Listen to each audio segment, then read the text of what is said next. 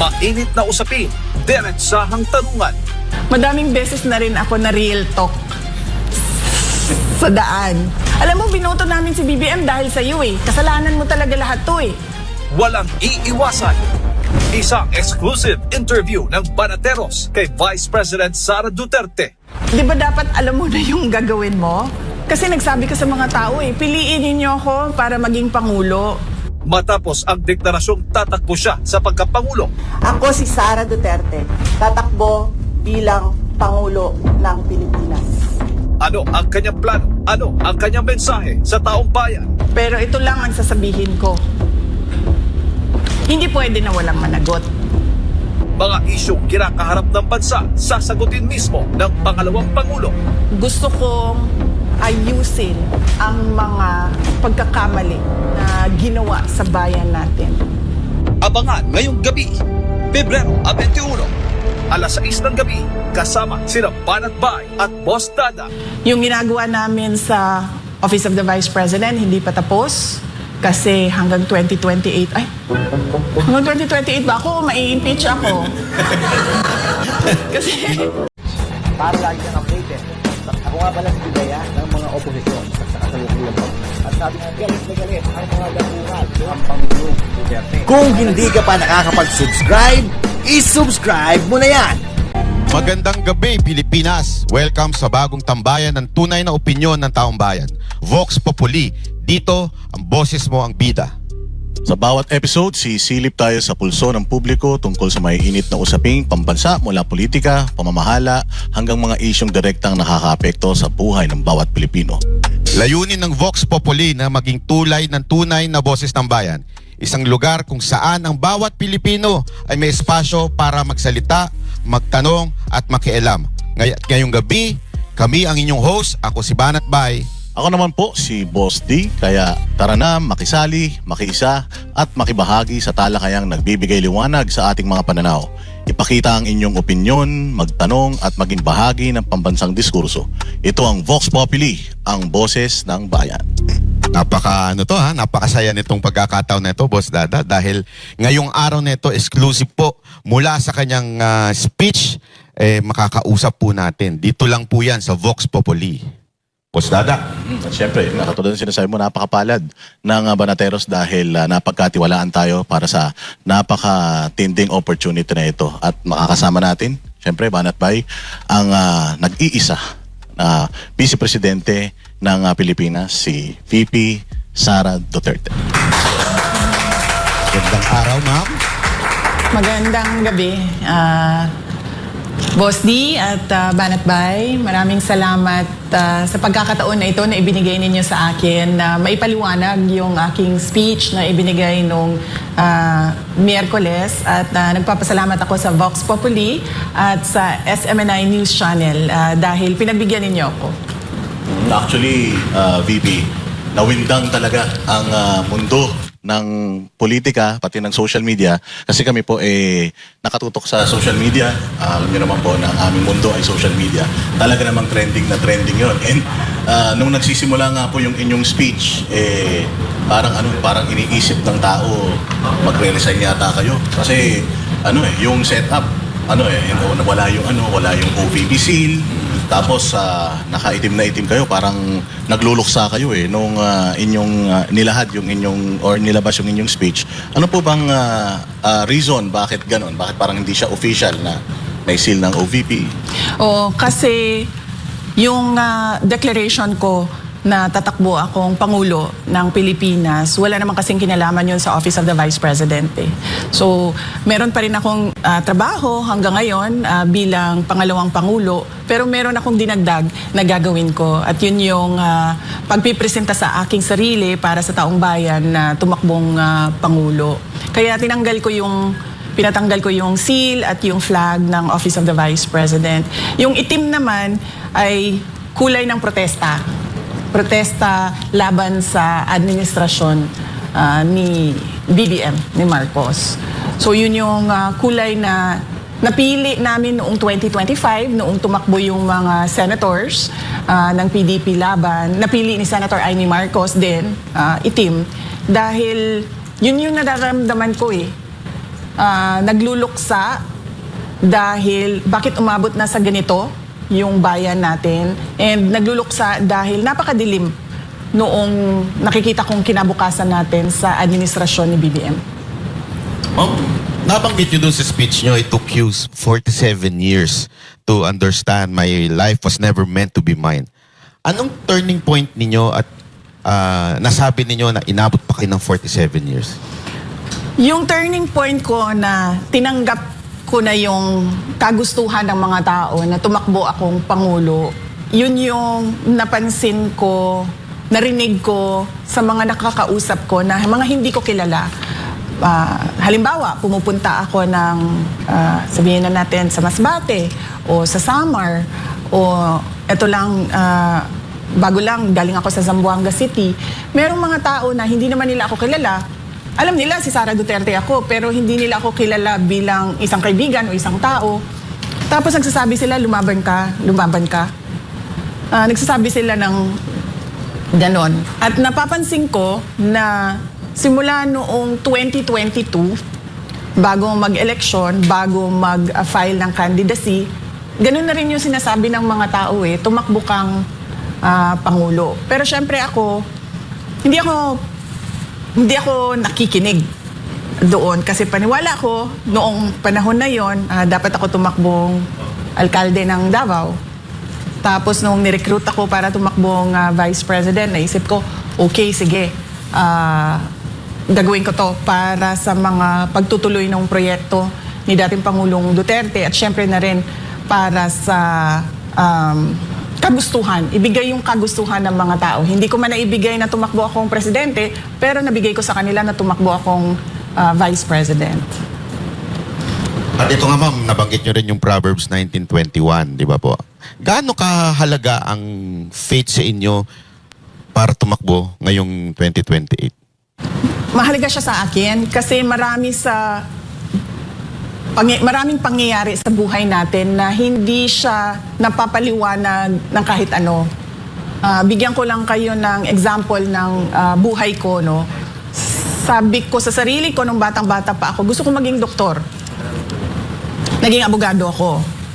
Noong 2006, meron akong chance, pagkakataon na bumalik mag-aral ng medisina, pero hindi nangyari yon. Noong 2013, nabigyan ako ulit ng pagkakataon, pumasok ng school, pero hindi siya nangyari. Tapos, sige, tanggap ko na. Naging politiko ako, hindi ako naging doktor.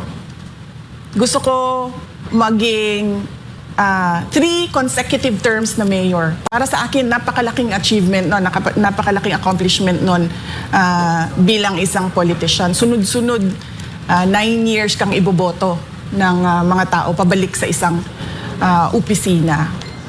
Tapos, hindi man nasunod yun. Naging 1-term mayor ako. Tapos binigyan ako ng pagkakataon na tumakbo for Congress. Hindi din ako tumakbo kasi ayaw ko din. Pero sabi ng mga tao, tumakbo ka ng member of the House of Representatives. Sabi ko, ayaw ko. Babalik na lang ako sa law office. Magiging abogado na lang ako. Tapos nung 2016, kung maalala ninyo, naghahabulan kami ni Pangulong Duterte kasi sinasabi niya, hindi ako makatakbo kasi yung anak ko ayaw tumakbong mayor ng Davao City. Sabi niya, wala akong ibang pinagkakatiwalaan na tatakbong mayor. So sabi ko noon, ayaw ko. And then nung nakita ko na gusto ng mga tao na tumakbo siyang Pangulo, nagparaya ako. Sabi ko, sige, babalik akong mayor. 2016. Noong 2019, tinatanong naman na ako, tumakbo kang senator. Sabi ko, ayaw ko. Gusto ko mag-mayor kasi gusto ko 3 terms. Tuloy-tuloy yun. Tapos hindi man din siya nangyari. Sa akin, naging vice president ako. Pero wala akong explanation kung bakit nagpaplano ako, meron akong mga gusto, pero hindi siya nangyayari para sa buhay ko. Kaya naghahanap ako sa Bible, naghahanap ako ng explanation sa Diyos kung bakit ganun yung mga nangyayari. Tapos nakita ko yung Proverbs 19 nga, na nakalagay doon, Many are the plans in a man's heart, but it is the Lord's purpose that shall prevail. So parang napaka-appropriate niya na Bible verse sa mga nangyari sa buhay ko. And syempre, paniwala ko, yan din ang nangyayari sa buhay ng ibang tao na parang plano sila ng plano pero iba yung nangyayari sa buhay nila. So you think, VP, noong 2022, people are really clamoring na maging presidente ka ng Pilipinas, number 1 ka, at yung decision mo to run ng vice president, konektado rin dito sa destiny na itong sinasabi mo. Yun na, hindi ko siya ma-explain. Pero baka yun nga yung plano talaga ng Diyos, diba? Kasi at that time naman, ni-recruit lang ako para tumakbong vice president. Tapos ang reason naman ng decision ko tumakbong vice president ay dahil, yun nga, may yung plataforma namin ay continuity and unity. Ibig sabihin, itutuloy yung mga magandang nagawa ng Duterte administration. At ibigay sabi ko nga, hindi ko man maibigay na tumakbong Pangulo, pero tumakbo ako on a national stage as Vice President. So parang pakiramdam ko noon, nabigay ko pa rin sa mga tao yung kagustuhan nila. Hindi ko ma-explain. On the hindsight, baka nga ganun ang ginawa ng Diyos para ihanda ako sa pagtakbo ko bilang Pangulo. So, connected din sa pangalawang tanong. So, sabi mo kasi hindi ka pinanganak para lang habulin ng happiness. So, kung hindi happiness, VP, ano ang mission mo talaga? Yung sinasabi ko, hindi happiness, palagay ko, hindi happiness ko kasi sabi ko nga, gusto ko maging doktor, hindi naman nangyari sa akin. Gusto ko maging 3-term. Ito talaga hanggang ngayon, masakit sa loob ko ba na hindi ko masabi sa mga tao, oy, 3 consecutive terms ako na mayor. Kasi kung isipin mo, 9 years yun mas mataas pa yun kesa sa termino ng vice president. So yung tiwala ba ng tao na ibalik-balik ka niya doon sa posisyon na yon, parang para sa akin napakalaking accomplishment bilang isang tao. So hindi pa rin, wala pa rin sa akin. So ang tingin ko, hindi para sa akin ang magplano kung ano yung kagustuhan ko sa buhay ko. Ang para sa akin ay makinig sa Diyos at makinig kung ano sinasabi ng taong bayan. Kaya yun na sinabi ko. Yung turning point ko, halimbawa, bababa ako kasi may bibilin ako sa 7-Eleven. Bibili akong kape. Tapos, yung security guard magsasabi, lumabang ka. Wala man siyang, hi, hello, uy, Inday Sara, wala. Sabihin lang niya, lumabang ka. Ganon lang. At marami yun. Hindi lang isang tao ang nagaganon. So parang ako ba, nararamdaman ko na yung, kumbaga, desperation nila. Kasi namimilit na sila ng isang tao na nagsasabi din na ayaw ko yung buhay ng politiko. So parang ako, 47 years akong ganyan. One day, noong Christmas break, naisip ko,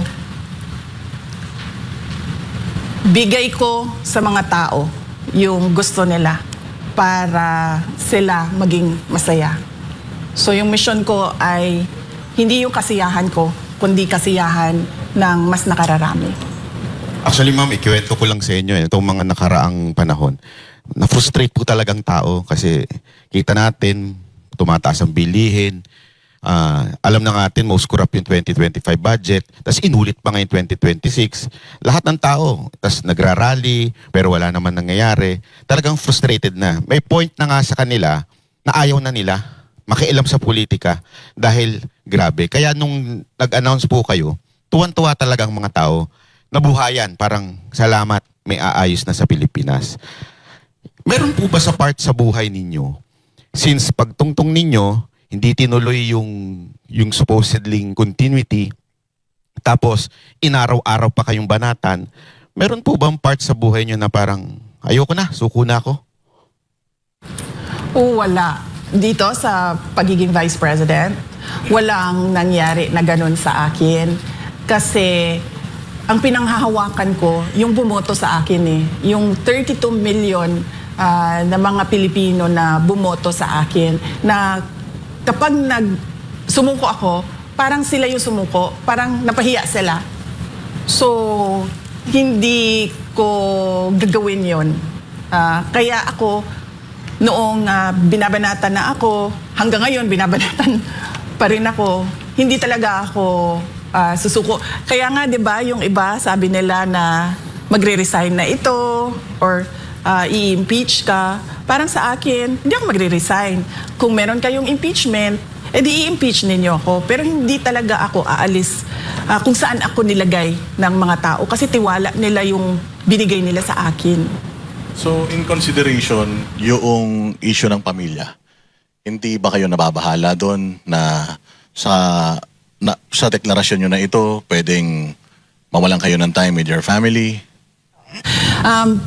Yung nakakaalam lang na mag-a-announce ako noong Miyerkules ay yung nag-edit ng Tagalog sa speech. Kasi hindi ako native Tagalog speaker, so medyo hirap ako mag-compose ng sentences sa Tagalog. Inedit niya yung speech ko. Siya, nakakaalam siya. Pangalawa, yung husband ko, si Manases, at yung mga anak namin. Kasi sinabihan ko na sila na tatakbo akong Pangulo. Lalo na yung mga bata, tinanong ko sila, may mga iniisip ba kayo? May worries ba kayo? May concerns ba kayo? May mga tanong ba kayo sa akin? Tapos binigyan ko sila ng mga ilang araw. Tapos binalikan ko sila, sabi ko, may tanong na ba kayo? Tapos pinag-usapan namin. Tapos binasa ko sa kanila yung speech noong Martes ng gabi. Binasa ko sa kanila yung speech at tinanong ko na naman sila ulit, meron ba kayong tanong? Sasabihin ko bukas. So alam na nila. At nasanay na rin sila sa nakaraan na 2.5 years na vice president ako, na talaga, minsan nandyan, minsan wala. Tapos dumagdag pa yung nangyari kay dating Pangulong Rodrigo Duterte. So parang naka-adjust na yung mga anak ko sa trabaho ko.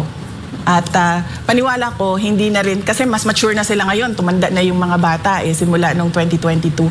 So paniwala ko, may iintindihan na nila kung ano yung mga kailangan ko gawin para sa bayan. So, ibig sabihin po pala, walang nakakaalam na ibang politiko or any supporter, funder. Talagang sarili niyong desisyon ito dahil sa panawagan ng taong bayan sa inyo? Oo, walang, kahit mga kapatid ko. Yung mama ko, sinabihan ko siya. Kaso hindi niya ata kasi naintindihan, nagagawin ko na ngayon. Yun. Sinabihan ko siya, hindi para magpaalam, kundi para lang ma-inform siya. Pero yung nakakaalam talaga ng detalye, yung mga anak ko, tsaka yung asawa ko, tsaka yung nag-edit ng Tagalog sa speech. Pero may tanong din ng taong bayan. Kasi nung in-announce nyo to, galing po kayo sa The Hague kay Pangulong Duterte. Meron po bang sinabi sa inyo na nag-convince? Pinlano nyo po ba? O wala po? Wala. Ang napag-usapan lang namin na politika doon ni Pangulong Duterte ay politika sa Davao City. Kasi binanggit ko sa kanya, kailangan na natin maghanda, sabi ko, for Davao City for 2028. Umuo naman siya. Sabi ko, gagawin na namin kung ano yung ginawa natin bago mag-2025. So sisimulan na namin. So yun yung napag-usapan namin. Pero national politics, wala kaming napag-usapan. In fact, kahapon lang siya sinabihan ng mga abogado niya na yung anak mo nag-declare na tatakbong Pangulo. At nagbigay siya ng note, napaka-ikli na note, at pinadala sa akin nung abogado. Pwede po kaya nating malaman kung hindi ito ay personal, mensahe niya at encouragement niya sa inyo po? Sige, sa susunod, magpaalam muna ako. Magpaalam muna ako kay dating Pangulong Duterte at magpaalam ako sa abogado niya. Pero kahapon siya sinabihan at nagpadala siya ng note. Kaya importanteng or interesado kami malaman yon, VP, kasi siya din ang nagsabi na ang pagiging presidente hindi fit sa isang babae. Ano po nasabi niya? Sa tingin ko naman sa lahat ng bagay, hindi lang sa pagiging Pangulo, ay walang gender consideration. Yung iba, meron silang paniniwala na merong mga trabaho na hindi para sa babae, pero para sa akin, ang pagiging Pangulo, walang, kasarian, tama ba, no? Sex, wala siyang gender. So, yun siguro yung paniwala ni Pangulong Duterte at sa tingin ko, hindi lang siguro siya yung may mga ganyan na paniniwala. Pero para sa akin, yung gender, wala yan. Nasaan yan? Yung kalooban ng tao at saka kakayahan ng tao. Ako naniniwala din doon. Kasi yung lalaki nga natin presidente, mahinang nilalang eh. Anyway po, may tanong lang po ako. Meron kayong sinabi na lack of loyalty ni Bongbong Marcos. Pwede niyo po bang specific ko ano yung mga lack of loyalty at kanino at saan? May dala kong kopya ng speech ko tapos babasahin ko lang ulit para naiintindihan ng mga nanonood saan doon sa speech yon. So ito yon, no? Sa unang mga buwan pa lang ng aming termino, nakita ko na ang kawalan ng katapatan ni Bongbong Marcos Jr. sa mga pangakong binitawan noong kampanya, pati na sa kanyang mga sinumpaang tungkulin para sa bayan. Kasi napansin ko na wala talaga siyang sinseridad sa trabaho. Noong una, pag-upo namin, nagpapatawag siya ng meeting. Meron kaming mga cabinet meetings. At napapansin ko dun sa cabinet meetings, wala bang structure ba na ano ang problema, pag-uusapan natin at pag-iisipan natin ang solusyon. Tapos mag-uutos ka na nun. O ikaw gawin mo ito, o ikaw gawin mo ito, ikaw gawin mo ito. Sa susunod na linggo, ibigay niyo sa akin yung resulta ng ginawa ninyo base sa pinag-usapan natin. Ganun yun eh. Kaya nga may cabinet eh. Kasi meron ka iba't ibang opinion, iba't ibang experiences, iba't ibang kakayahan na mag-iisip para sa mga kailangan ninyong gawin. Mga ilang buwan siya nagpapatawag ng cabinet meeting. Tapos bigla, sabi niya, ay hindi na tayo magka-cabinet meeting. Sabi niya, papatawag lang namin kayo kung may kailangan kami sa inyo. So doon ako parang, okay, so paano tayo mag-uusap kaming lahat, tayong lahat, mag-uusap-usap kung ano yung dapat na united effort natin sa mga kailangan gawin, sa mga prioridad ng administrasyon, kung hindi tayo mag-uusap. Bigla na lang nawala na ang cabinet meeting. Ito kasi simula pa lang po. Oo. Hindi ko na lang maalala ngayon kung mga ilang weeks kasi ang cabinet meeting every week yan eh. So mga weeks or sabihin na natin siguro 2-3 months into the term, biglang wala na. Papatawag lang namin kayo. May sinabi po ba siyang dahilan? Bakit wala ng cabinet meeting? Wala siyang sinabing dahilan. So parang ako, nagulat ako na parang ganon.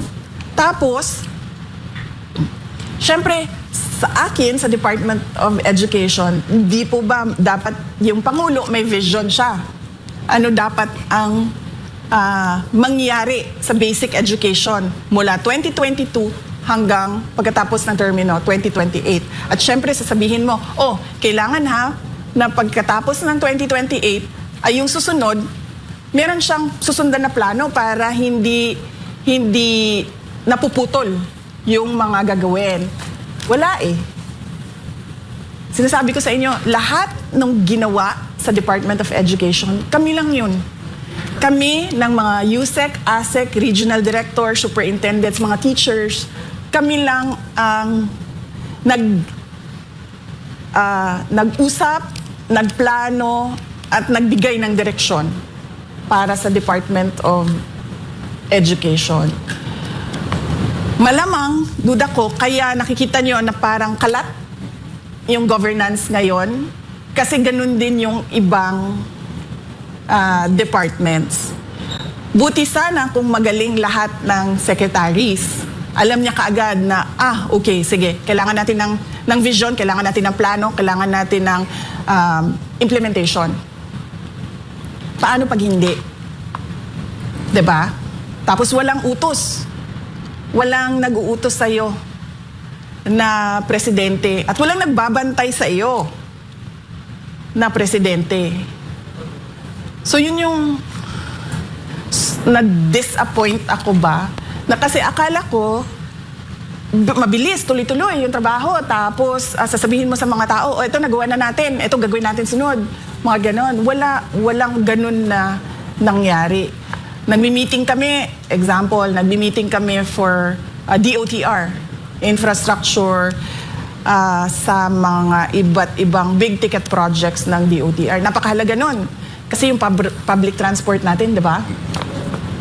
Sobrang one of the worst siguro in the world. Tapos, merong mga nasimulan na, nagtataka ako, bakit hindi nila pinapansin? Nasimulan na nung nakaraang administrasyon So, ang gagawin mo na lang, tutuloy mo na lang yun, papondahan mo yung mga kailangan pondohan. Tapos, magbebenepisyo na yung mga tao nun. Wala, hindi pinansin, hindi tinuloy. So, ako, nag-ano na talaga ako, na parang tipong, naramdaman ko, the moment na naging presidente siya, yun na yun. Parang, that's it. Naging pangulo na ako. At tapos na yung mission ko sa buhay. Yun yung napansin ko sa nangyari noong ako ay nasa gabinete. Pero wala po kayang inner circle na kinakausap siya kaya nagkakaganon ng pamahalaan? Hindi kasi ako nakikipagbarkada sa kanila kasi sa akin trabaho lang yung ginagawa ko. So, ibig sabihin, kapag binigay sa akin yung Department of Education, yung tututukan ko yung trabaho ko sa Department of Education. Tapos ako, dahil, syempre di ba tumakbo kami in tandem. So, parang ako, doon sa Department of Education, kailangan meron kaming mga accomplishments. Kasi unity kaming tumakbo So, kailangan pagkatapos ng termino niya, merong accomplishments yung DepEd. So, ganun yung mindset ko noon. So, nung mga napapansin mo, VP, na parang teka, hindi na nagpapatawag ng cabinet meeting, tapos walang directions na binibigay sa inyo, kayo lang yung sarili nyong effort, yung ginagawa ninyo bawat ahensya ng gobyerno. Dumating ba sa punto na kinall out mo siya, personal, tinawagan mo siya? Ano yung mga ginawa mong way para ma-communicate sa kanya yung nakikita mong mali? Hindi ko siya sinabihan kung ano ang dapat gawin. Kasi kapag nagpresenta ka bilang kandidato ng pagkapangulo, di ba dapat alam mo na yung gagawin mo? Kasi nagsabi ka sa mga tao piliin ninyo ako para maging pangulo. So, ibig sabihin, alam mo na yung gagawin. Tsaka pangalawa, paniwala ko, hindi siya makikinig sa akin. Kasi vice president ako presidente siya Diba? O yan din, sige, puntahan natin sa gender. Babae ako lalaki siya So, paniwala ko that time, hindi ito makikinig. So, ang ginawa ko, tinutukan ko lang talaga yung Department of Education. Masasabi ko na, hindi din siya tapat doon sa kanyang sinumpaang tungkulin. Kasi tulad nito, call out ito. Pero from the point of view ng Department of Education, sinabi namin sa kanya in a meeting, recorded meeting, nandyan yan sa records nila kung nagtatago sila ng records ng meeting ng cabinet. Sinabi namin sa kanya, hindi natin matatapos ang classroom shortage kung nakikialam ang mga congressman. Tapos, binaliwala niya yung comment ng USEC, ng Department of Education. Kasi sinabihan ko ni USEC, ipasok mo yan, sabihin mo yan. Binaliwala niya, parang, oh, that's another problem. The way, di ba? Ganyan siya magsalita, di ba? Oh, that's another problem. Sinabihan ka na nga eh. Hindi matatapos tong classroom shortage mo pag pinapakialaman yung budget mo. Tapos, wala man lang siyang sinabi na, uy, patigil nyo yan, sabihan nyo yung mga congressman, huwag pakialaman yung budget. Kasi may kailangan tayong gawin. Meron akong kailangan na ipakita sa mga tao sa classroom shortage ng bansa. Wala. He brushed it off, brushed it aside, and then moved on to whatever he wanted to say at the time. Nung campaign, nakita mo na ba kung may nakita ka bang tendencies sa kanya na magiging ganito siya? Ano? You know? Sige. Sige. Nakwento ko na ito, pero kukwento ko ulit sa inyo. Kasi tinanong ulit eh. Merong isang governor. Ayaw na ayaw niya si BBM. Tapos, dinadala ko yung isang, parang kaibigan niya ba, kadikit niya.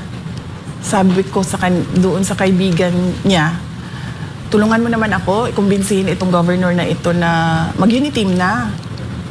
Kasi nagrosa yung governor Robredo Sara. Tapos, ayaw talaga nung governor. Tinanong ko siya, sabi ko, bakit? Sabi niya, ayaw ko na sabihin. Sabi niya, hindi naman na mahalaga yan eh. Sabi niya, basta ayaw ko lang mag-Marcos. So, akala ko naman dahil sa mga nangyari noong martial law, mga ganon. Akala ko ganon. Tapos, tinulak ko siya ng tinulak, pinilit ko ng pinilit. Hanggang nagsabi na siya, hindi maganda ang karanasan ko sa kanya nung siya ay senator. Dahil may humingi ng tulong sa kanya, hindi niya tinulungan, pinadala pa nila sa akin yung sulat ng humihingi ng tulong. So yun yung sinabi nung governor. Siyempre ako, wala naman ako experience sa kanya eh. So sabi ko, siguro isolated incident. Noong kampanya, napapansin ko, di ba nakikita niyo sa footage, magbibigay yung mga tao niyan eh. Sobre request letter, hingi ng tulong. Hindi niya yan tinatanggap. Hindi niya yan, di ba, kakamay, dadaan yung convoy, kakamay. Gaganayan na niya yan. Tapos merong isang beses, di ko alam, baka siguro ginanon na talaga yung kamay niya at ginanon yung papel. So nahawa, magkatabi kami. Nahawakan niya yung papel. Tapos hindi niya alam siguro kung itatapon niya o kinuha ko. Tapos binasa ko. Napakasimple nung pakiusap nung tao. Sabi niya, konting tulong lang sa dagdag kapital. Ako ay isang vendor. Napakaliit na bagay. Hindi niya binasa. Sabi, hindi niya man lang inattempt alamin kung ano yung kailangan ng tao. So sabi ko sa kanya, oh, ako na nito. Sabi ko, huwag mo na isipin to, ako na. Tapos sabi niya, oh, ikaw na ha, ikaw na bahala dyan. Sabi ko, oh, ako na. So yun, meron akong experience na ganyan sa kanya. Ma'am, kung alam mo na early on na may problema, bakit it took you a lot of years pa bago nagsalita, ilabas yung saloobin niyo sa kanya? Naglabas na ako ng saloobin ko nung nag-resign ako. Yun na talaga yung pinaka kumbaga first form of formal protest ko sa Pangulo. Sinabi ko doon, 3 yung dahilan. Unang-una, personal, dahil meron siyang pangako sa akin na hindi niya tinupad. Para niya ako mapa-oo na tatakbo akong vice president, meron akong 2 hiningi. Isa doon, wala talaga. So okay lang yun, sabi ko, di ba? Nung ako nag-resign sa Department of Education. Okay lang yun. Kasi personal ko naman yun eh. Wala namang, hindi na makaka-apekto sa taong bayan yun. So okay lang yun. Tapos, pangalawa, yung pagbaliwala ba niya sa reklamo namin sa Department of Education na yung budget namin ay kinokontrol ng House of Representatives. Hindi lang control, kinuha talaga at pinaghati-hatian. At syempre, sabi ko nga, nung ako ay nag-explain noon, sabi ko, nakikita sa papel, hindi ninyo nang kailangan ng ebidensya dahil inattach mismo ng House of Representatives ang listahan ng paghati-hati nila ng budget ng Department of Education. Pag-akyat namin sa Senate during the plenary, mayroong isang senator na nagtanong, sa inyo ba itong listahan? Sabi namin hindi. So parang nabuhayan kami doon na parang baka sa BICAM ay maayos yung budget namin, pero wala pa rin. Kaya doon ko nasabi, sabi ko 2 tao lang naman ang humahawak ng budget sa Pilipinas. Si Martin Romualdez at si Zaldico. At masasabi ko na pinapabayaan ni BBM dahil nung sinabi namin sa kanya during a cabinet meeting, classroom shortage, pinapakialaman yung budget, binaliwala niya yung tanong or yung sinabi namin. So ibig sabihin, meron siyang kumbaga approval, implied approval doon sa ginagawa. Ma'am, speaking of House of Representative, marami nagsasabi na yung pag-announce daw nyo ay political move para takutin itong mga congressman sa inyong impeachment. Ano pong masasabi nyo dito? Wala akong power. Kung nakikita ninyo ngayon, nag-iisa ako. Ang kasama ko lang yung taong bayan na nagsasabi lumaban ka, na wala ding kapangyarihan. No? Ordinary Filipino citizens.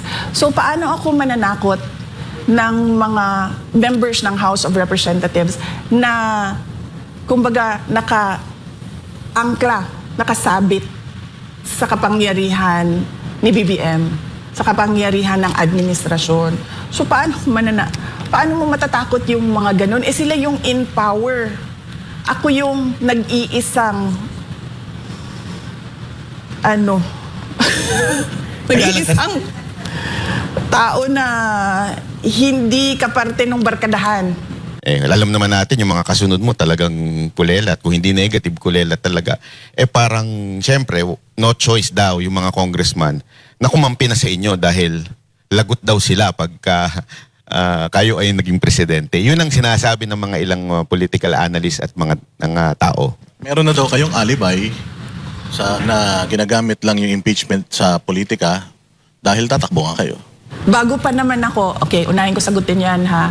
Bago ako tumakbong, bago ako nag-declare na tatakbo akong Pangulo, kung maalala nyo, sinasabi ko na, di ba, inaatake nila ako kasi sa paningin nila, tatakbo ako sa 2028. Sinabi ko na yun ilang beses. Sabi ko, it's a political attack, it's political scapegoating sa mga kakulangan ng administrasyon. So sinabi ko na yon noon, bago pa man ako nag-declare na tatakbong president.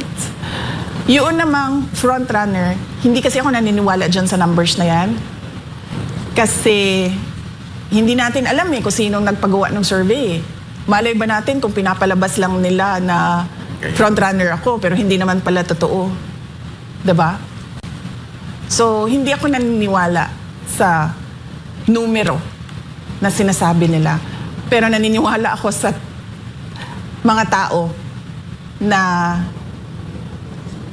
random places in the country who don't know me at all, except for my name. And then they say, lumaban ka. Hindi ka naniniwala na plus 30 ka lang? O kasi people are saying na mukhang mukhang daya yan. They believe at least nasa 70% daw yung trust and approval rating mo. Hindi kasi ako nagpapasurvey kasi mahal. Wala kaming budget para sa survey. In fact, nakikisurvey lang kami kung merong lumalabas na survey. Sabi na, ito pala yung number.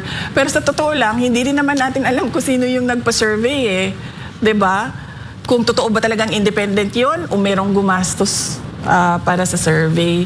So, hindi ko binabase sa survey yung galawan ko.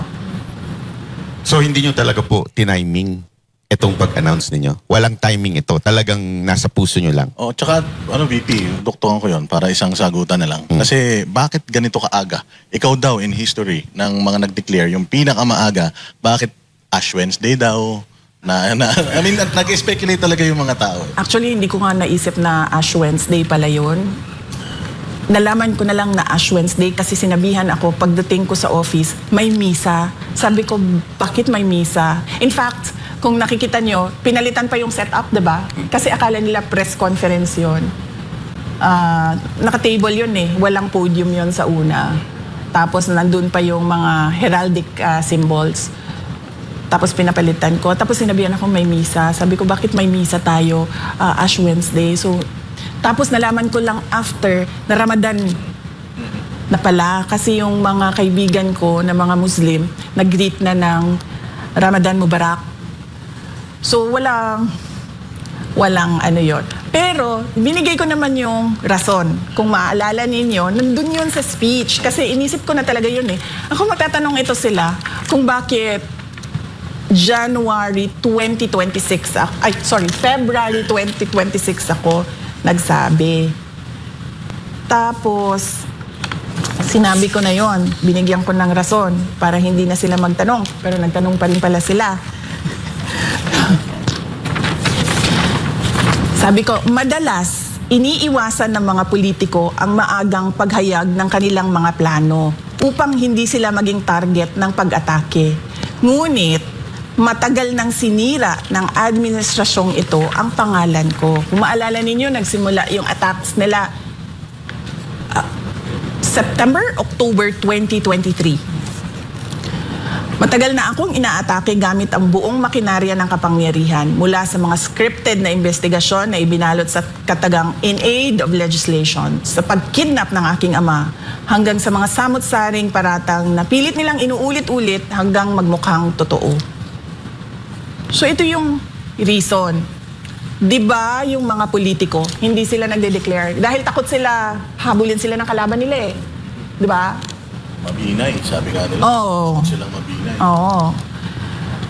Kakasuhan ka, iimbestigahan ka. Ginawa na nila lahat yun eh.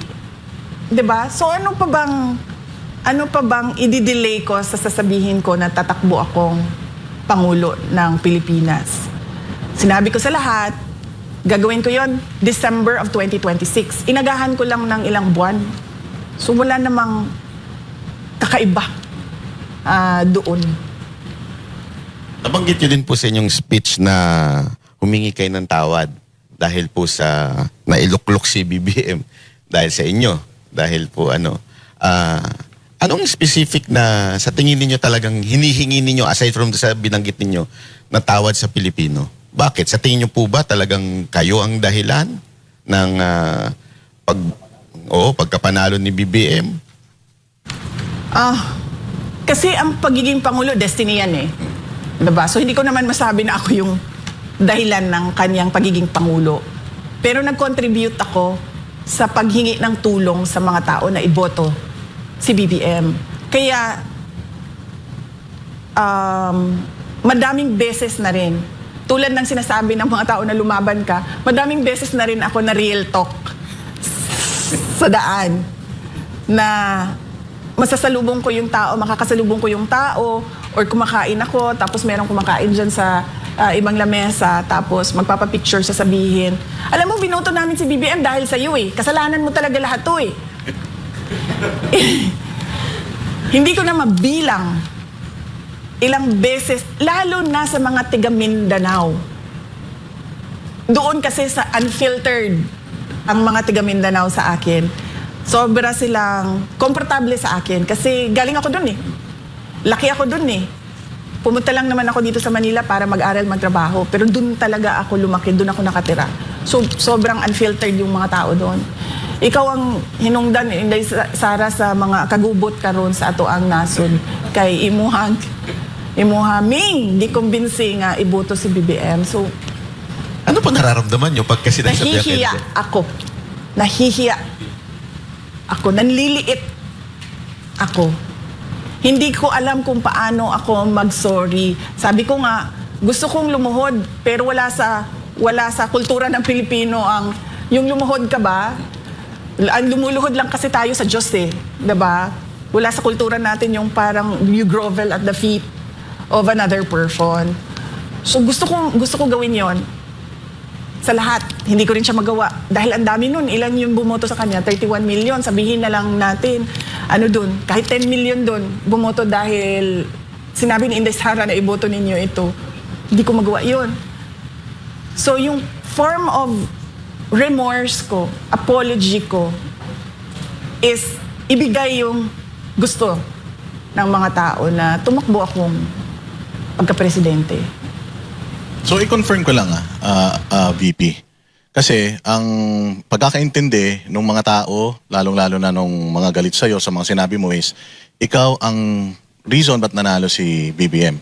So, ang sinasabi mo dito is, nag-apologize ka for campaigning for BBM. Tama ba?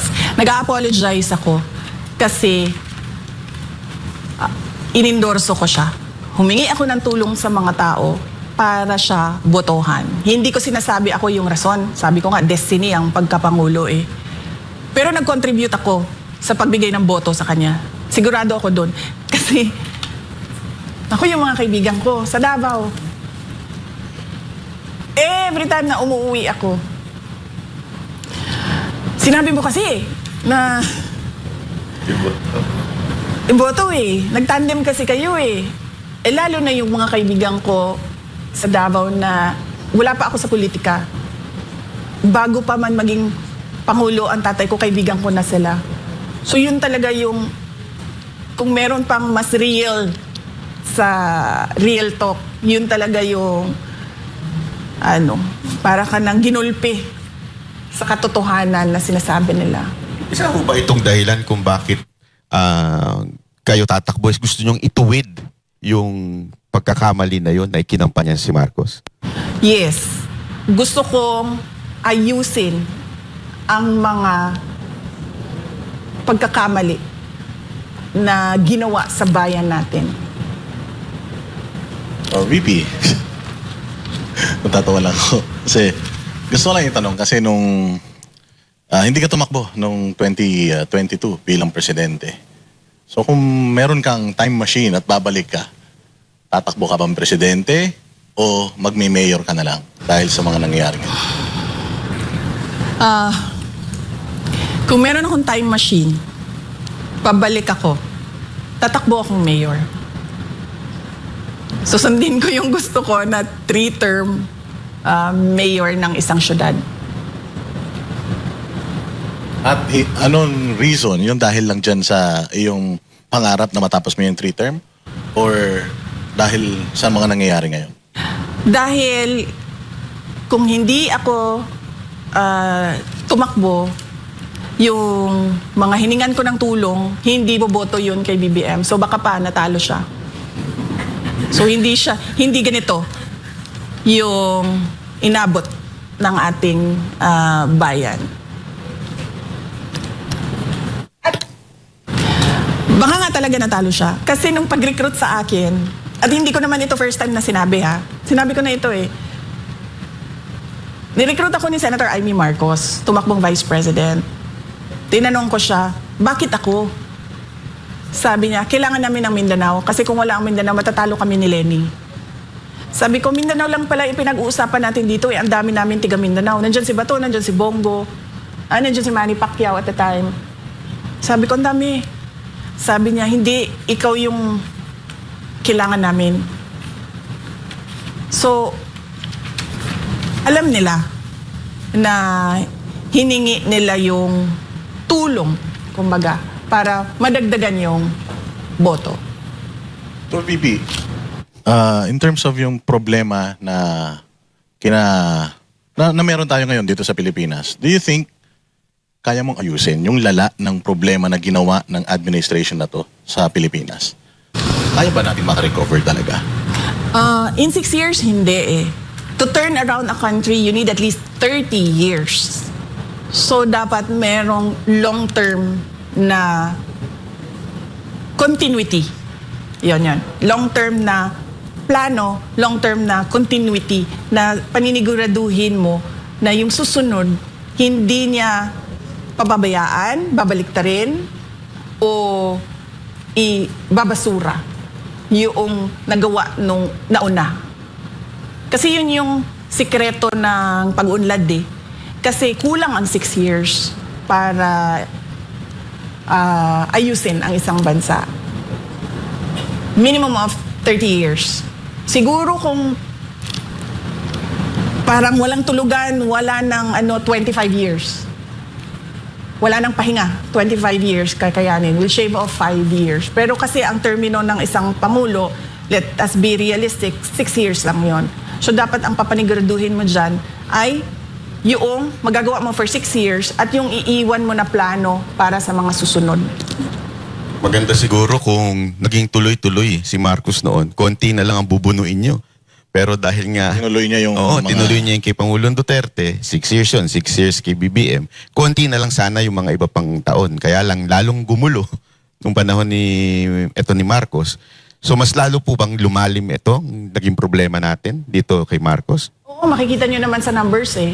Ikunin nyo lahat ng economic indicators. Wala. Bagsak na talaga yung Pilipinas. Investor confidence, wala. Nagsisinungaling lang yan sila na meron. Pero walang interesado sa Pilipinas ngayon. Nabanggit niyo po na natatakot kayo for the next generation. Anong specific na kinakatakutan niyo nung binanggit niyo yun? Natatakot ako, nabanggit ko yon sa speech. Sabi ko dito na ako'y kahadlok nga moabot ang adlaw nga dawato na lang nato ang kapobrehon isip kapalaran nga maanad data sa sayop nga mawad-an na lang ta og paglaom. Natatakot ako na tanggapin na lang nila ba na yung mga kabataan, tanggapin na lang nila pinanganak akong mahirap, mabubuhay akong naghihirap, mamamatay akong isang mahirap. Hindi ko gusto yun para sa ating mga anak. Tapos natatakot ako na tatanggapin na lang nila kahit mali, okay lang. Tulad ng nangyayari ngayon, ang laki nung ninakaw sa budget natin. Hindi pa yon nare-review ang 2022, 2024, tsaka 2023 budget ha. 2025 pa lang pinag-usapan natin. Tapos para bang wala lang siya sa mga tao. Bilyon-bilyon ang pinag-uusapan na hinatid kung saang bahay, nakalagay sa mga maleta. Pero parang tanggap lang ng mga tao, ay, ganun talaga eh. Tapos natatakot ako na mawalan na ba sila ng hope yung mga tao. Tapos magkanya-kanya na tayo, there'll be lawlessness, indifference. Natatakot ako na ganun yung future generation of Filipinos. Ayoko na lang magbanggit ikumpara sa ibang bansa. Pero merong mga bansa, kung makikita ninyo, na wala talaga. Criminal organizations ang nagpapatakbo ng kanilang bansa. Sobrang lakas ng krimen na ang mga trabaho ng mga tao ay bilang isang kriminal. Mga matitinong tao umaalis na lang sa kanilang bansa. Ganon. Ayoko makita na ganon yung mangyari sa Pilipinas. Isang political question po ito, madalas itanong ito. Meron na po ba kayong napupuso ang Vice President?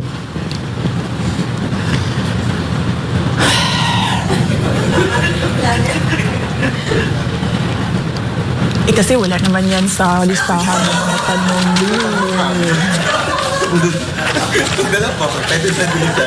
Wait, sandali Oo, andito ba yan? Ito, sasabihin ko na lang ha. Kasi tinanong nyo na eh. Ayaw ko rin naman na...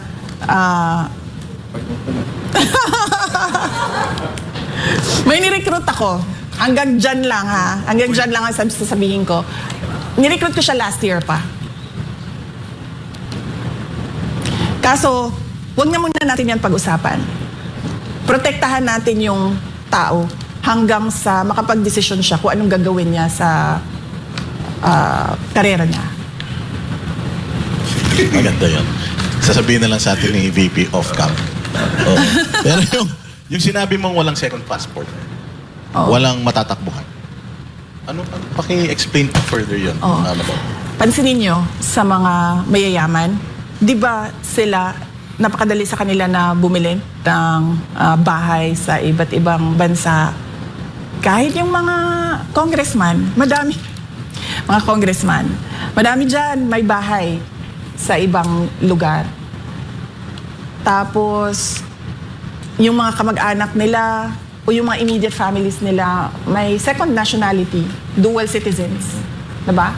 Hawak nila pasaporte ng Pilipinas, hawak nila pasaporte ng ibang bansa. Huwag na tayo magbanggit kung ano, kasi sisikat yung bansa.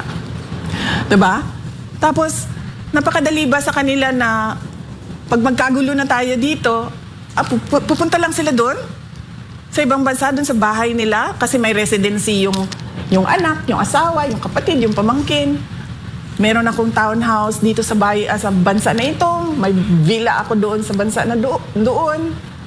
Napakadali para sa mga politiko, mga may kapangyarihan, mga mayayaman, na ganun yung gawin nila. Pero paano tayo?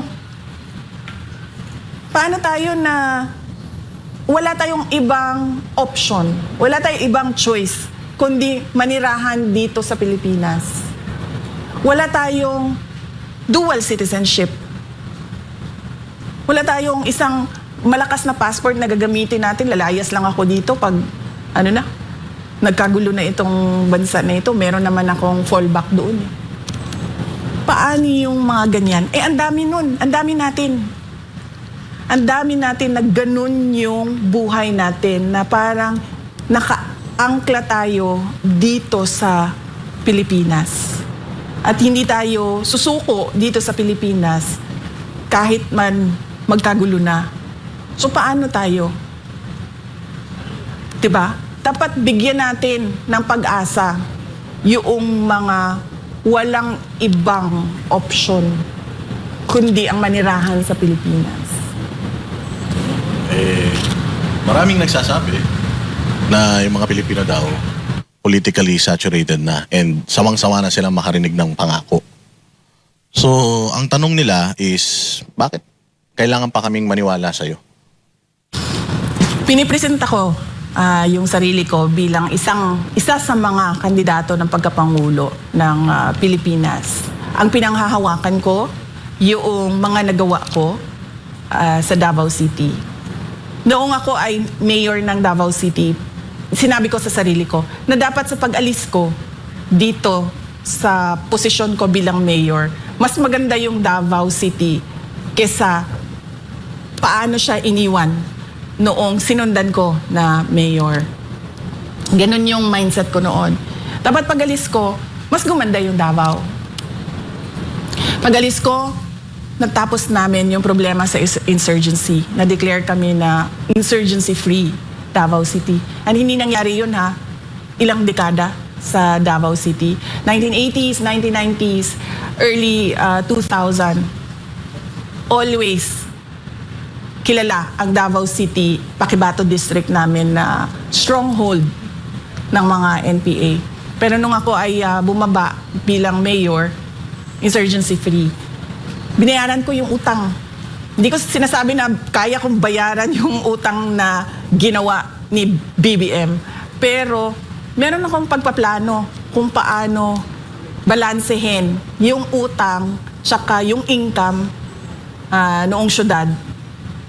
So pinanigurado ko na pagkatapos ng termino ko, mababayaran na lahat. Wala nang utang, wala nang mamanahin na utang yung susunod na mayor. Pinanigurado ko na 8th richest city ang Davao City bago ako umalis. Number 4 kami sa competitiveness sa buong bansa. Hindi madali yun dahil nasa Mindanao kami. Usually kapag tumitingin ang mga negosyante pa sa Mindanao, parang awag dyan kasi unstable yung lugar na yan. Pero number 4 kami sa competitiveness. At marami kaming iniwan na mga legacy projects sa Davao City bago ako umalis. Pinanghahawakan ko yun. Yung ginagawa namin sa Office of the Vice President, hindi pa tapos kasi hanggang 2028. Hanggang 2028 ba ako? Mai-impeach ako. Kasi Hindi kami papayag, ma'am. Hanggang 2028 pa kami, so hindi pa siya tapos, pero pinanghahawakan ko yun. Taon-taon, nagbibigay kami ng report sa taong bayan kung ano yung accomplishments na namin. Yung sinabi namin, 1 milyong puno, nagawa namin, sabi namin, 6 na taon, 1 milyong puno, nagawa namin in 2.5 years. So marami pa kaming gagawin hanggang 2028. Yung ginawa ko sa DepEd, hindi madali yun ha, mabilisan yun kasi napakalaki ng problema ng basic education natin sa Pilipinas at hindi siya pwedeng mabagal yung galaw mo. Kaya yung ginawa namin, in 6 years, ito yung targets. Para pagkatapos ng term ng Pangulo, nagawa na ito, natapos na ito. So hindi madali yun. Yun yung mga pinanghahawakan ko na pinipresenta ko, yung kakayahan ko na gawin ang mga mahihirap na bagay. Yun yung ipinipresenta ko sa taong bayan. Hindi ako namimilit na sa kanila. Basta ang ginawa ko, isa ako sa nagpapapili bilang Pangulo. Actually, ma'am, nakita nga po namin, galing lang po kami sa Davao, at talagang nakita namin na parang pangit man pakinggan, pero parang Singapore sa ganda ang Davao City ngayon. Sa sobrang dami nyo nga pong nagawa doon, may nangaangkin pa nung bridge nyo dahil wala na siya napagawa. At isa pang dahilan pala kaya galit na galit din ng mga NPA na congressman sa inyo dahil dun sa ginawa nyo insurgent sa pinatanggal nyo talaga lahat totally. Pag kayo po ba naging Pangulo, isa ho ba yan sa plano ninyo, priority ninyo na mawala na talaga sa Pilipinas yung ganyan? Oo, kailangan na natin tapusin. In fact, malapit na yun matapos noong bumaba si dating Pangulong Duterte. Ang kailangan na lang gawin nung sumunod ay ituloy niya yung mga plano kontra insurgency. Kailangan natin tapusin na yan para yung ating Armed Forces of the Philippines, matutukan nila yung iba pang mga prioridad ng ating bansa.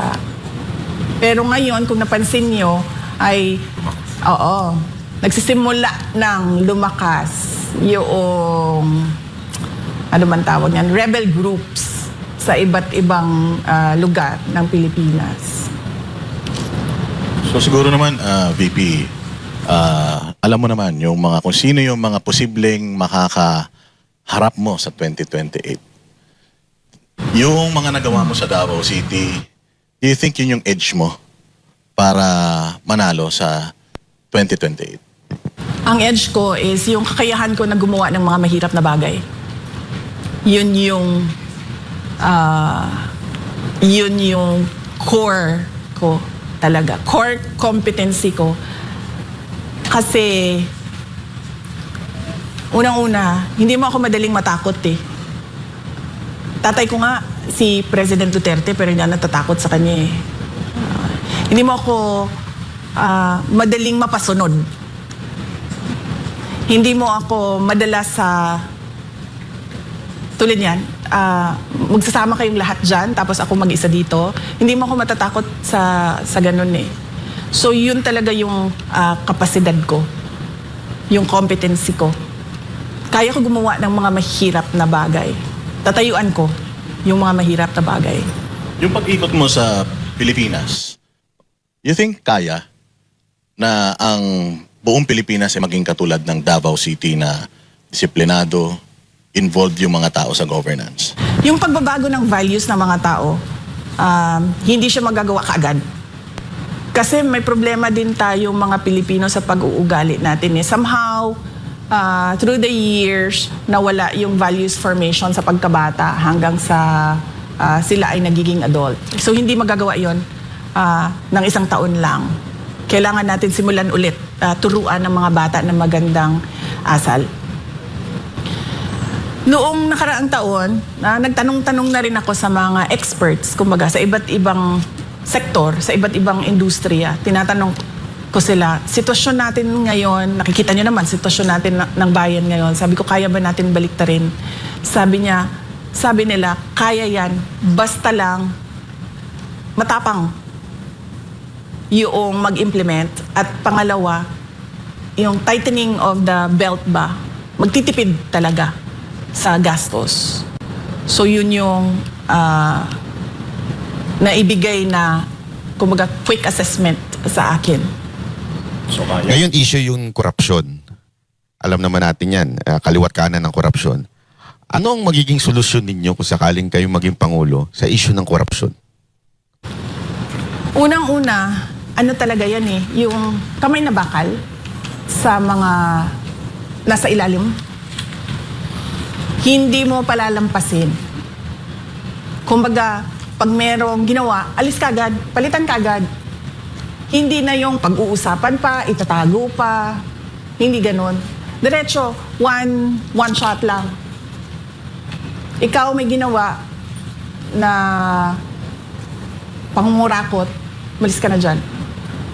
Ganon. Hindi siya dapat patawarin, hindi siya dapat pinapabayaan, at hindi siya dapat na hindi pinapansin. Na kumbaga parang wala lang. Dapat, pag merong nangyari, alis, palitan nyo yan. Punta na tayo dun sa mga reactions ng mga nasa social media. Lalong-lalo na nung mga ayaw kay VP at nabulabog doon sa inyong pagde-declare. Sabi nila kulang daw yung paghingi mo ng apology. Dapat daw mag-apologize ka doon sa mga remarks mo against the president and yung iba pang mga sinasabi nila na nagawa mo. Bakit ako mag-apologize sa remarks ko sa Pangulo? Hindi nga sila nag-apologize sa ginawa nila sa akin. Documented ang mga threats sa akin. Hindi namin yan nilalabas kasi nga meron pang impeachment na mangyayari at yun ay subject nila sa impeachment nila. Ang masasabi ko lang dyan, hindi nga krimen, nagiging impeachable offense. So hindi ako magsasorry sa kanila. Sila muna magsorry sa akin dahil documented yung threats namin. Meron pang isang congressman na hindi naman nanalo pero nakaupo ngayon ang nagsabi na hindi daw siya susuporta sa'yo. Ano mensahe mo sa kanya? Hindi ko rin naman siya sinuportahan nung siya ay tumakbo eh. So, it's a tie. It's a tie. Nauna na akong hindi sumuporta sa kanya. And yung sa sinasabi naman nila na personal interest lang daw yan. Ambition without accountability. Hindi ko maintindihan. Ano ba sinasabi nila na walang accountability? May 4 sila na impeachment complaints. Diba? Araw-araw nila tinitreten na iimbestigahan, magta-trial, i-impeach. So hindi ko alam saan doon ang walang accountability. Nung meron namang nag-file ng impeachment complaint, ano ba sinabi namin? We are prepared to answer it during trial. Ma'am, nung amin pong itong vinlog, ang kadalasang comment ng tao, mag-ingat si VP. Kasi alam naman natin, ngayon na talaga nag-finalize na kayo ng decision nyo, sure, sa tingin ng mga Pilipino, sobrang laki ng chance yung manalo. So, dalawa lang yan. It's either i-impeach kayo para hindi na kayo makatakbo or may gawing masama sa inyo. Hindi po ba kayo natatakot na sa pagsalita nyong ito ay malalagay sa alanganin ng inyong buhay? Hindi na ako takot kasi kasama na yun sa desisyon ko na posibleng gagawin sa akin. In fact, sinabi na nga sa akin noon na meron naman talagang plano na mga ganon. So, hindi na ako takot kasi ano na yun kumbaga kalakip na yun sa desisyon na ginawa ko. Hindi siya pwedeng mahiwalay doon sa desisyon ko So, hindi pwedeng nag-decide ako tatakbong president pero matatakot akong patayin ako. Hindi na. So, kinalimutan ko na yun. Wala na yan. Yung pagka panalo naman, Diyos na ang sasagot nun. Kasi nga sabi ng Diyos, di ba? Magplano man ang tao, pero ako pa rin ang masusunod. So, nagplano ako, natatakbo akong Pangulo. Sinunod ko kung ano yung hinihingi ng taong bayan. Diyos na ang bahala kung ano yung mangyayari sa susunod. Ano ba, Banat? May bagay na maging VP, si VP. May bagay si Pastor. Maging VP. Actually. Pero, VP, hingan namin kayo ng mensahe para sa mga kababayan natin na nawawalan na ng pag-asa, saturated na, napapagod na political, tsaka pagod na rin sa mga nararanasang paghihirap dito sa ating bayang Pilipinas. Sa mga kababayan natin na dumadaan sa hirap, kung ano man yon, sa personal man, sa trabaho man, o yung hirap ninyo sa politika o sa mga dinadaanan ng bayan natin, magtiwala kayo sa Diyos. Lagi kayong magdasal na bigyan kayo ng lakas at ng kaalaman, strength and wisdom, at bigyan kayo ng grace na tanggapin kung ano yung nangyayari sa buhay ninyo. At pag merong nangyari na hindi maganda sa buhay ninyo, isipin nyo na lang na mas matindi yung nangyari. Mas matindi yung nangyari sa buhay ko. So hindi yan ang katapusan ninyo. Kasi merong isang tao na mas matindi pa ang dinaanan. Pero hindi mag-give up. Last question. Alam naman po natin, bansa natin ngayon is polarized na masyado. At isang ang hesitant ng iba na parang baka pag nanalo kayo, magagantihan lang. Kayo po ba isang magiging presidente na mag-unify sa ating bansa? Kung magiging vengeful. Wala kasi sa ugali ko yung pagiging vindictive at ano bang tawag dyan? Yung gumaganti. Kung makikita nyo sa governance ko, noong ako ay mayor ng Davao City, tumanggap din, nung kampanya, tumanggap din ako ng sobrang katakot-takot na banat mula sa naging katunggali ko at the time bilang mayor candidate. Pero nung ako ay umupo, tapos na yun lahat ng nangyari nila, ng banat nila sa kampanya, lahat ng sinabi nila, wala na yon. Tapos kung maalala nyo, nung ako ay mayor, hindi ako gusto ng mga tao na nakapalibot kay dating Pangulong Rodrigo Duterte. Hindi naman natin tinatago iyan. Diba? Nahirapan nga ako magpa-approve ng city administrator ko noon. Kasi kinokontra talaga nila ako. Pero hindi ko naman sila binalikan. Ang dami nilang pahirap na ginawa sa akin. Pero pinabayaan ko lang na para bang, sige, yan yung gusto nyong gawin, gawin nyo lang. So, wala sa history ko sa history ng trabaho ko ang gumaganti. Kung nakita nyo sa Office of the Vice President, pag upo ko dyan, karamihan dyan ay mga appointees ni Vice President Leni Robredo. Pero hindi ko sila pinaalis. Hindi ko sila sinabihan na papalitan namin kayo ng mga tao namin na pwede naman namin gawin dahil yung mga hindi permanent positions ay wala naman security of tenure yon. So sinabi ko, pabayaan niyo sila. Kung gusto nilang tumuloy, welcome sila na magtrabaho sa Office of the Vice President. Kung ayaw na nila, dahil ayaw nila ako, then welcome din silang mag-resign. So wala kaming pinaalis dyan.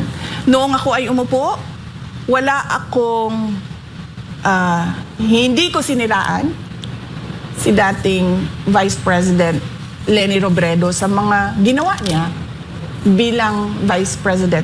In fact, gusto nga sana namin yung mga legacy ng mga nakaraan ng mga Vice President ay malaman ng mga tao kung ano yung mga accomplishments nila at mga ginawa nila. Wala sa ugali ko yon sa pagtatrabaho. Pero ito lang ang sasabihin ko. Hindi pwede na walang managot. yung nire-recruit ko na vice president, siya ang magpapanagot sa mga gumawa ng mali sa bayan. Para ako, nakatutok ako sa trabaho ng presidente. Naging bala ko doon Mukhang may clue tayo May clue ka? Oo, mukhang alam ko na. Oh, pero alam mo ko, naniniwala ako na mananalo si VP bilang presidente. Kasi marami ng revelations kay Pastor na maraming beses niya actually mas maraming beses daw niyang napanaginipan na si VP magiging presidente kesa kay PRRD. So again, VP, salamat po sa inyong pagpaunlak sa aming imbitasyon and it's a great honor and opportunity na alam namin hindi kayo nagpapa-interview pero nagtiwala kayo sa Vox Populi and sa Banateros. So thank you very much, madam. And good luck po sa inyong pagtakbo bilang presidente sa 2020. Pado po. Salamat po, ma'am. At sana, kahit presidente na kayo, ma-interview namin kayo. Salamat po. At ito yung huli natin. Kasi kung meron kayong ibang content, labas sa declaration speech ko, ay mag-schedule tayo ng iba pang Yun. Salamat po. Yan ang pangakong matutupad. Pag hindi natupad yan. Maraming salamat po.